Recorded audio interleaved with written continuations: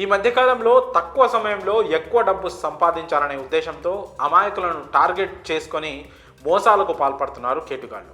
ఓ తండ్రి చేసిన అప్పుల్ని తీర్చాలంటూ అతని కుమార్తెను పోలీస్ కానిస్టేబుల్ అతని భార్య ప్రతిరోజు టార్చర్ పెట్టారు. అంతేకాదు, పోలీస్ కేసులో ఇరికించడంతో మనస్తాపం చెందిన యువతి ఆత్మహత్యకు పాల్పడిన ఘటన నాచారం పోలీస్ స్టేషన్ పరిధిలో జరిగింది. తన చావుకు కారణం కానిస్టేబుల్ అనిల్, అతని భార్య కారణమంటూ సెల్ఫీ వీడియోలో పేర్కొంది. ఈ క్రమంలోనే నిందితులపై పోలీసులు కేసు నమోదు చేసి దర్యాప్తు చేస్తున్నారు.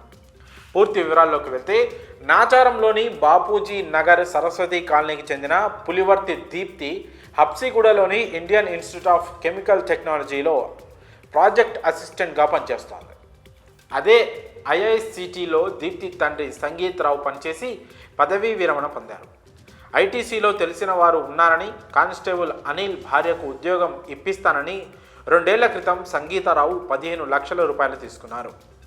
నెలలు గడిచినా ఉద్యోగం ఇప్పించకపోవడంతో తీసుకున్న డబ్బు తిరిగి ఇవ్వాలని కానిస్టేబుల్ అనిల్, సంగీతారావు అతని కుమార్తె దీప్తిపై ఒత్తిడి చేయడం మొదలుపెట్టారు. అయితే తన తండ్రితో కొంతకాలంగా తమకు ఎలాంటి సంబంధం లేదని, అతను తీసుకున్న డబ్బుకు తమకు ఇలాంటి సంబంధం లేదని దీప్తి చెప్పింది. తీసుకున్న డబ్బు ఎంతకీ తిరిగి ఇవ్వకపోవడం, సంగీతారావు ముఖం చాటేస్తూ రావడంతో కోపంతో రగిలిపోయారు కానిస్టేబుల్ అనిల్, అతని భార్య. ఈ క్రమంలోనే సంగీతారావు, దీప్తిలపై పోలీస్ స్టేషన్లో ఫిర్యాదు చేశారు అనిల్. వీరిద్దరిపై చీటింగ్ కేసు నమోదైంది.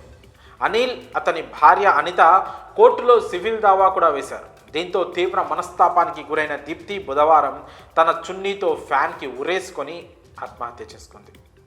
తల్లి వచ్చి చూసేసరికి విగతజీవిగా మారింది. ఆమె ఫోన్లో ఒక సెల్ఫీ వీడియో ఉంది.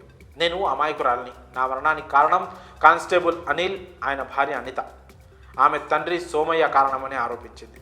వారి వద్ద నాన్న డబ్బు తీసుకుంటే అన్యాయంగా తన మీద తప్పుడు కేసు బనాయించి జీవితాన్ని నాశనం చేశారని ఆవేదన వ్యక్తం చేస్తూ వీడియోలో పేర్కొంది. ఈ కేసుల మీద పోరాడే ఆర్థిక స్తోమత తనకు లేదని, నా మరణంతోనైనా కుటుంబానికి న్యాయం జరుగుతుందని బాధ వ్యక్తం చేసింది. తన చావుకు కారణమైన వాళ్లకు శిక్ష పడాలని, మృతదేహాన్ని వైద్య పరిశోధనకు ఇచ్చేయాలని కన్నీరు పెట్టుకుంది. బాధితురాలి వాగ్మూలంతో నాచారం పోలీసులు అనిత, అనిల్, సోమయ్య, సైదులు అనే వారిపై కేసు నమోదు చేశారు.